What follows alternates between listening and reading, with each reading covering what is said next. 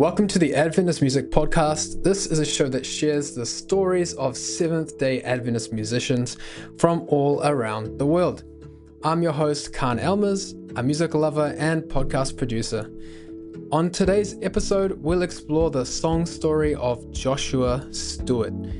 Joshua's from the Bahamas. His family comes from Jamaica, and he started playing music at a very young age, and now he is a full-time musician. It's great to have you on the show, Joshua. Thanks so much for having me, man. If you would like to follow us on Instagram and give us a donation, it would help us to go and cover the expenses of producing this podcast. Go on to Buy Me a Coffee and help to support musicians around the world. So now for today's episode with Joshua Stewart.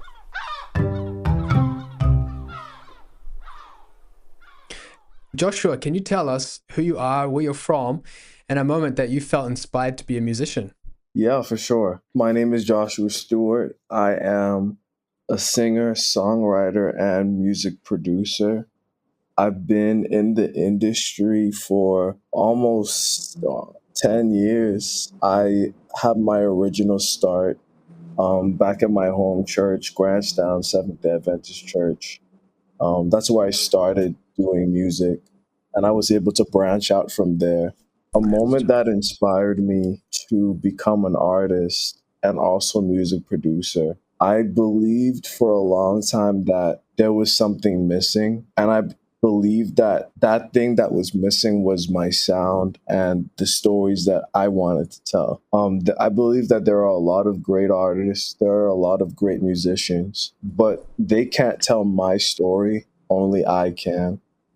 So I believe that it was very important for me not only to make good music, but also to use the situations and the stories that God has given to me and allowed me to go through to better somebody else. So I think that's really one of the moments that inspired me to do what it is that I'm doing right now. Take us back to that moment where you felt inspired that way. How old were you? Where were you living? What was going on? When I was a kid, I would watch, there's a lot of artists that I admire. For example, Todd Delaney, Travis Green. There's so many different people that I watched growing up. Donnie McClurkin, Ty Tribbett. And I would watch all of these artists be able to showcase their gifts, showcase their talents, and also tell their stories at such a high level, on such immaculate quality. I truly believed that I could do the same thing. At first, I wasn't sure how to. So I would start to just try to find my way. I watched how God would point me in the right direction slowly. Like looking back from where I'm at right now, I watched and I'm seeing how he pointed me to the right people, pointed me to studios, pointed me to musicians, pointed me to people that were already ahead of me in the industry in the Bahamas. I started to do more projects. I started to produce my own music, write my own songs. They might not have been where I would have wanted it to be in terms of quality right now, but I watched God help me to slowly progress and slowly improve my quality of work, not just to be able to do what it is that I wanted to do, but I also think he wanted to show me how much he was leading me when it comes to the gift that he gave me. You know, when you were first beginning that your music career, your music, it does sound quite different than what it does now today.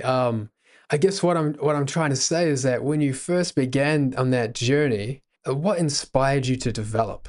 Was there a specific time or event that took place where you just were like, I can't give this up? Yeah, funnily enough, and I normally in interviews, I normally give this small story.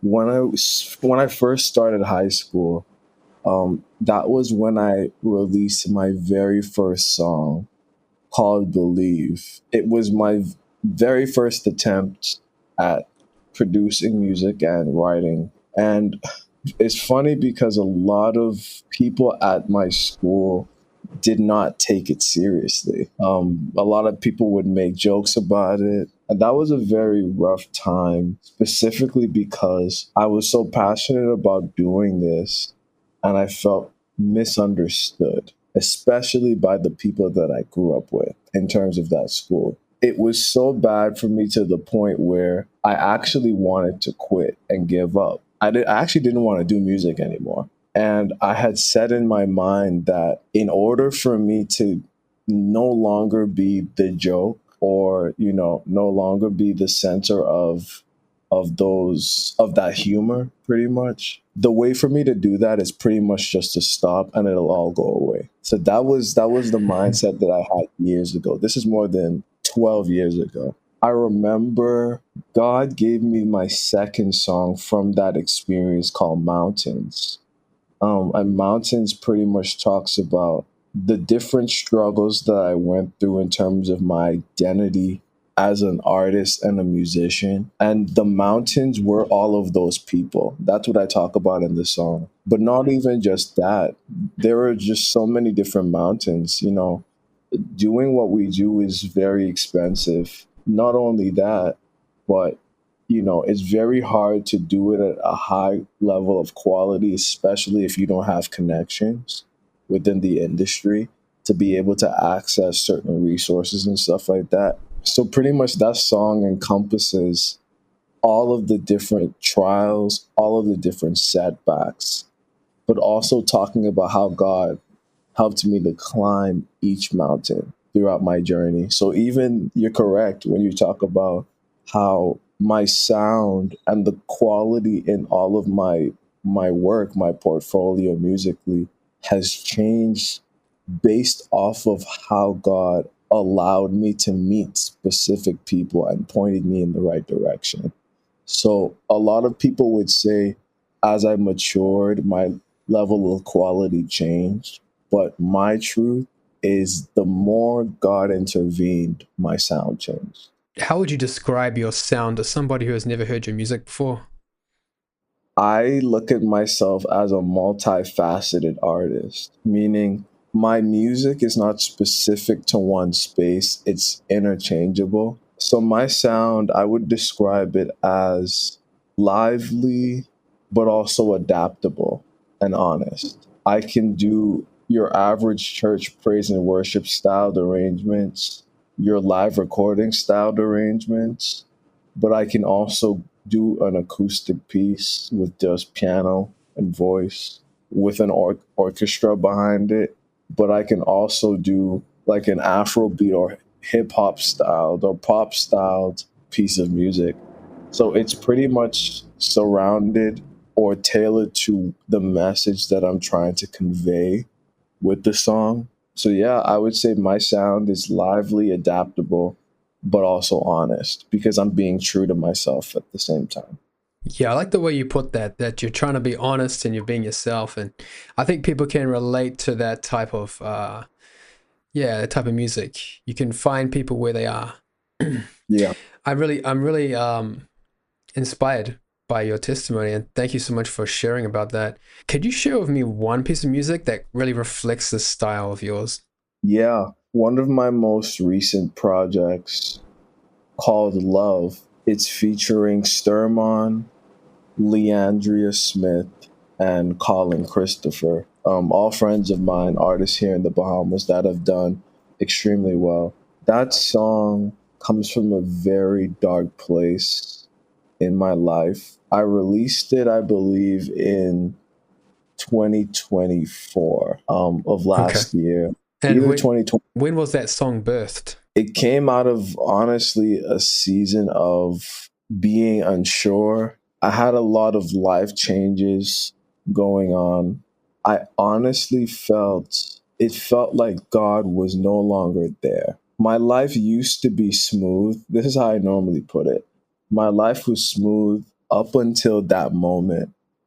It happened during Thanksgiving of 2023. I isolated myself from everything and everyone. And I felt like God abandoned me because I knew what it felt like to be cared for by Him and taken care of by Him. And I no longer felt that feeling. Hmm. And I was trying to ask God why he was allowing all of the different things to happen to me that were happening in those moments. And I remember just sitting in my room by myself on Thanksgiving Day, actually. I prayed to God. I would argue and say in a way that I never have before. And I decided just to sit, just to take a day, block out all distractions, just to hear his voice. I needed to hear from him.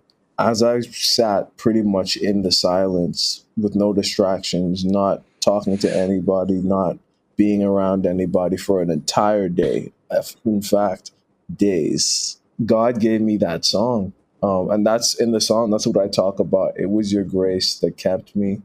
It was your love that surrounds me. It was your kindness towards me, your unfailing love. In that moment, God was pretty much telling me, I never left you. My love handles everything. My love is pretty much all that you need. And in that moment, that's when I started to pen the words of that song.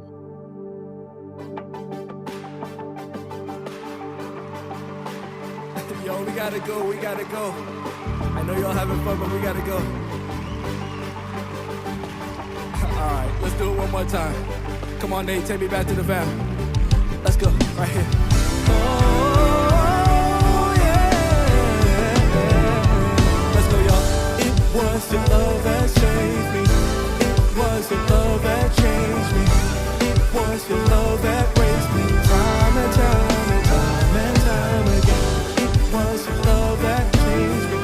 It was your love that changed me. That's good. It was your love that raised me time and time again. Let me hear you say that. It was your love. It was your love. It was your love that changed me. It was your love. It was your love that changed me.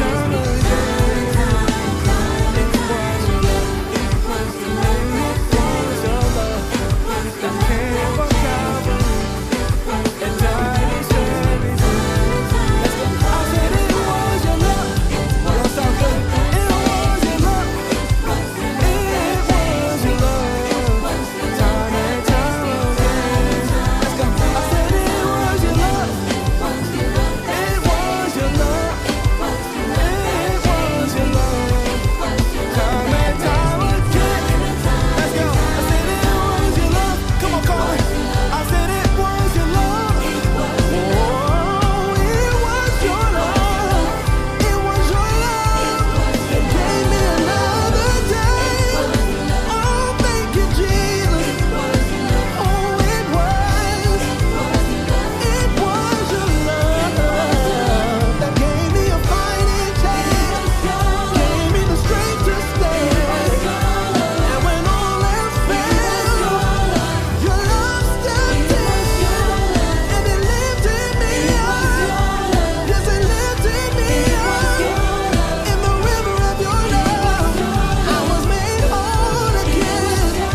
I was sinking deep in sin, far from the peaceful shore, very deeply stained within, sinking to rise no more.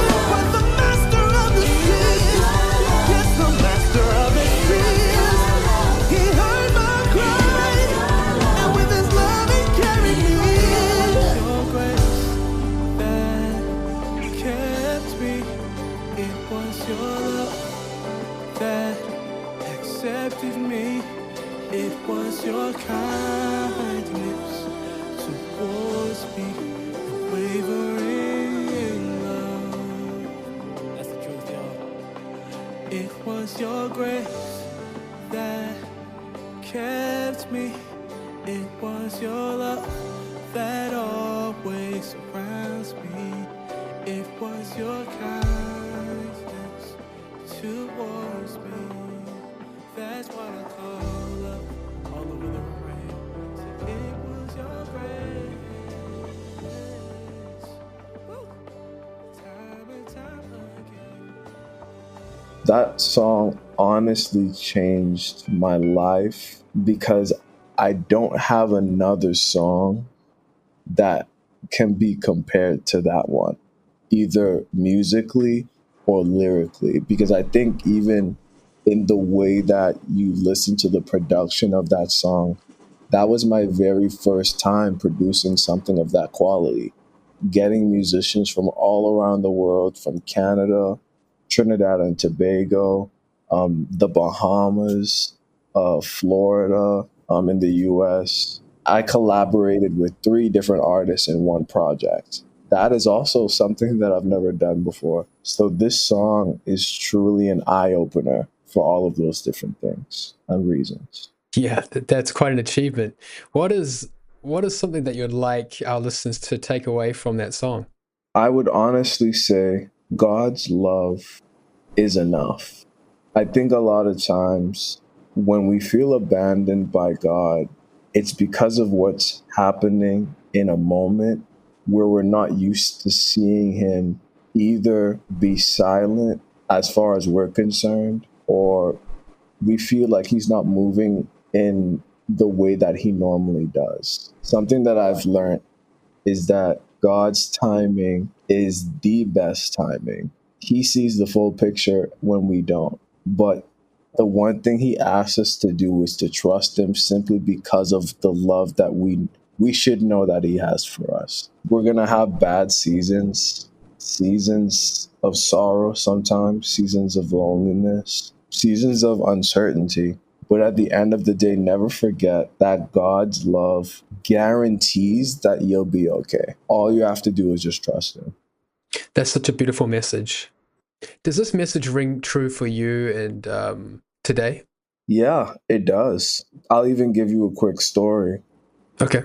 For years, one of my goals for my artistry journey was to win awards to give back to my family for the sacrifices that they have made for me to be able to do what it is that I do, especially at a young age. And for years, my music would never get recognized. And I actually wanted to give up because I wasn't able to achieve anything in terms of on a national level. I found it so hard to quit and give up. Every time I would say that I'm going to quit, I never could. In the year 2023, I released my freshman album. It's called Sincerely. I knew that the album was good, but I honestly didn't think it would fully go anywhere in terms of,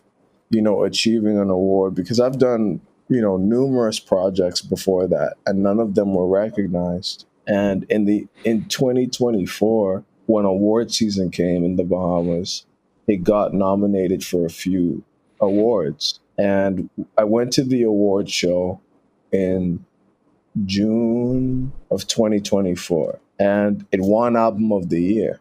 Just to fast forward even a little bit more, after that, I released 3 projects. Love, another project that I have called If Only You Knew, and another project after that I have called Always. And I was a part of a music collective, the label that I'm signed to, Remnant Management Group Music, RMG Music. We released our first album together last Christmas or last December. I produced half of that project, and I also have my own song on that project as well. And this past June, we won Special Project of the Year, which is now my second award as an artist, for artist and producer for that project. And so this was literally a few weeks ago. That was just a few weeks ago, yeah. Yeah. So, Well, congratulations. Thank you so much.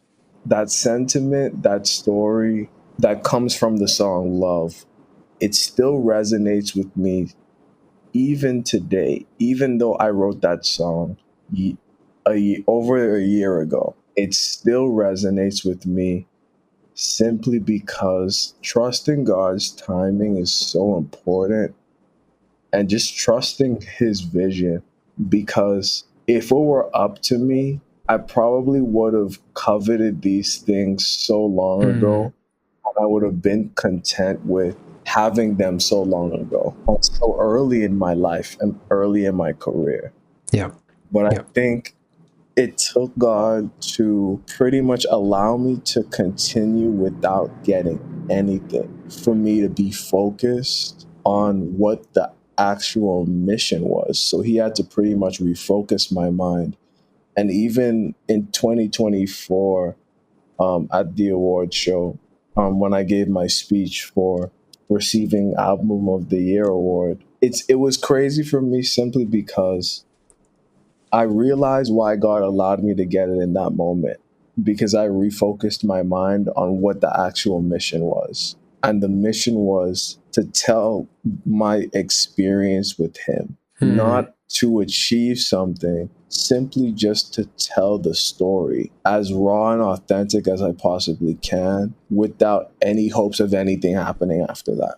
I believe that that is why God and waited for me to receive anything, truly, because He wanted me to remain focused, which is why even up to today, now that I'm receiving these awards, now that I have nominations to my name, I will never, ever forget of the moments when I didn't get anything at all. And it keeps me focused and reminds me that, yes, awards are good. Recognition on a national level is good, but the main goal should never change, which is to simply tell the story. Yeah, yeah. And what would you say to somebody who was in that struggle right now? Maybe they're a musician that is just starting out or has been having issues with their production. What would you say to them, who those people who are like in that dark space, and how would you encourage them? My word of encouragement would be, don't lean on yourself, lean on God. And that is so true to me, because sometimes it takes, it doesn't happen overnight. Sometimes it won't even take a month. Sometimes it'll be years. But I know what it's like to be in that place. I know what it's like to be in that space. But looking back from where I was to now, I wouldn't have it any other way. Honestly, my word of encouragement would be, allow God to guide your steps and to point you where it is that you need to go, simply because He's building your story and you don't even know it yet. I look at my own life and I realize that if He didn't take me on the route that He took me, I don't really know if I'd have a story to tell. If I had it all my way, I pretty much wouldn't have anything to say. So I would say, allow God to write your story, because His endings are always the best. It's really nice to have you on the podcast, because you're somebody who is kind of in a transition period in your career, I guess you could say. And Yes. there could be a lot of things, practical things that you have learned maybe in the past year as you've released your albums and things. And I'd like to kind of explore some of those things in the remaining part of this podcast. Could you tell us, like, what are some practical things that Adventist creatives like yourselves can do in order to build their audiences or to improve their production?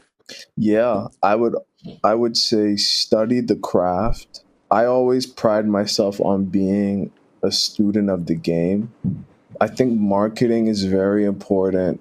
Being able to understand how to sell your products, how to sell yourself as an artist, how to market your brand. I think that's very important. That's something practical that people can do. Also, networking. Networking is extremely important. Being able to find producers, find studios that you can utilize to bring your stories to life. Also, managing your money wisely.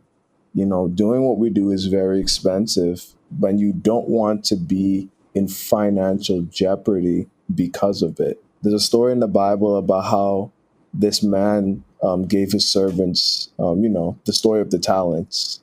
I believe that story is how I try to live my life. I try to be a good steward of what it is that God has blessed me with. And I believe that a lot of artists should do the same thing. Handle what it is that God has given you to the best of your ability, and simply just make him proud. So you'll just make sure that you're able to give him a good account of what it is that you've used and show him how you've multiplied it. So I think that encompasses everything. Find the right people that can help to bring your vision to life. Also, utilize resources online. If there are questions that you need answers to, the online web and YouTube pretty much has all of the answers that you need. And you can utilize them for free majority of the time. So just capitalize on those resources. Is there any like specific resources related to marketing that you would recommend for musicians? Yeah, I would say some of these aren't free, but TuneCore, they have a lot of online music marketing resources. You can even, just utilize social media, Instagram, Facebook, Canva for graphics. If you're interested in making your own graphics, making your own videos, CapCut, iMovie, things like that. Making short videos, feeding the algorithm to help spread the word that you have music out and ready for release. All of those things help. Yeah, pretty much. What about networking? Has you found any like communities that you've found valuable for you? Yeah, I can mainly speak to at least the one in the Bahamas. The music industry in the Bahamas, normally they all come together for specific events. So what I would normally do is attend those events if I could. Just try to meet people, introduce yourself, show people what it is that you have to offer. That's honestly, funnily enough, that's how I was able to be signed with the label that I'm signed with right now. I was producing content, producing my music and publishing it. One of the artists that was signed to the label actually reached out to me as a result of that. That's how I was able to, pretty much be in conversation with them after that. What you have to do is show people what it is that you have to offer, whether it's fully where you want it to be or not. Just continue to stay consistent and show people that you have something that they can either cultivate or build off of. And that's what works for me. That's really nice, man. I'm amazed at how that by just going to an event like can change your career like so quickly. That's awesome. Yeah. Yeah. You also mentioned about money management. Do you keep budgets or anything like that, or do you usually have someone else deal with that for you? Yes, I actually do my own budgets. I have a background in business management. Wow. Okay. So I do my own budgeting. I do my own financial plans. So I would really encourage other artists to do the same. Find other streams of income that can help you, build up your music if that's the route that you want to go. If you want to be an artist, find other streams of income that can help to sustain that. That's always worked for me. What are the different sources of income that you have as an artist? So from myself, I have a music production company that I use to actually fund my music career. So my music is pretty much pouring back into itself. So I produce projects for other artists. I do songwriting for other artists. And I also do live band performances for other artists as well. I'm a music director as well. A lot of the money that I make from that company, that is actually what I use to pay for all of the different things that I need to in terms of my artistry and all of the new projects that I produce. So that's pretty much the main stream of income Oh, as it relates to music. There's different streams within that one company, pretty much, I in the see. I different see. areas of services that I provide. I see. So the main stream of income is being able to produce music for others, and that in turn feeds the music that you make. I really like that. That's a really Yes, for great sure. idea. Well, I think that brings it to an end of this episode of Adventist Waves. I hope that you have enjoyed listening to this episode with Joshua And I personally have been really blessed through this. So thank you so much, Joshua, for coming on the show. I've learned a lot. Thank you so much for having me, man. Yeah, no Really worries. appreciate it. No worries. It's good to have you, man. Thanks for listening to this episode of Adventist Music, and it was produced by me, Kahn Elmers. A huge shout out to Joshua for coming on to the show. We would love to stay in touch with you on social media. If you're a musician, tag us on your reels. We love to share them on Instagram. And give me a message on socials too. I'd really love to talk with you. If you have any ideas, I'll be open to it. Adventist Music is a podcast that highlights the unique stories of Adventist musicians. We are listener supported. You can give today and help us continue making these episodes for the community. Adventist Music is a production of Blue Vineyard. Make sure you're listening in on the next episode of Adventist Music.